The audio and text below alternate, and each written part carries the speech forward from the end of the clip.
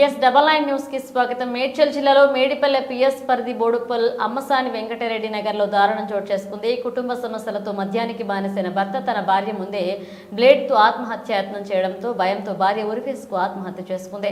హైదరాబాద్ అంబర్పేటలో నివాసం ఉండే సంతోష్ దీపికాలు ప్రేమించుకుని వివాహం చేసుకున్నారు.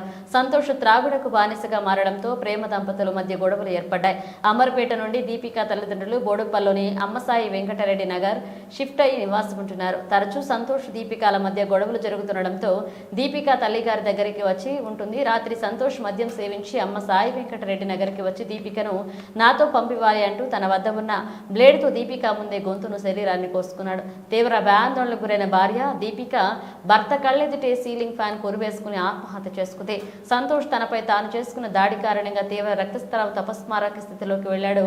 ఇంట్లో నుంచి శబ్దాలు విని ఇరుగు పొరుగు వారు రావడంతో ఈ దారుణ వెలుగులోకి వచ్చింది. వెంటనే పోలీసులకు సమాచారం అందించగా మేడిపల్లె పోలీసులు సంఘటనా స్థలానికి చేరుకున్నారు. గాయపడిన సంతోష్ ను చికిత్స నిమిత్తం ఆసుపత్రికి తరలించారు. దీపికా మృతదేహాన్ని పోస్టుమార్టం నిమిత్తం గాంధీ ఆసుపత్రికి తరలించారు. మేడిపల్లి పోలీసులు కేసు నమోదు చేసుకుని దర్యాప్తు చేస్తున్నారు.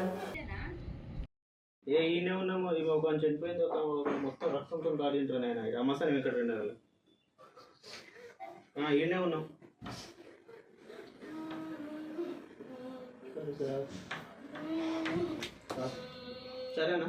సరే సరే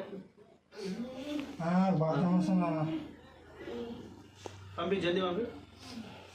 కూర్చో కూర్చో కూర్చో కూర్చో బాత్రూమ్ కూర్చో.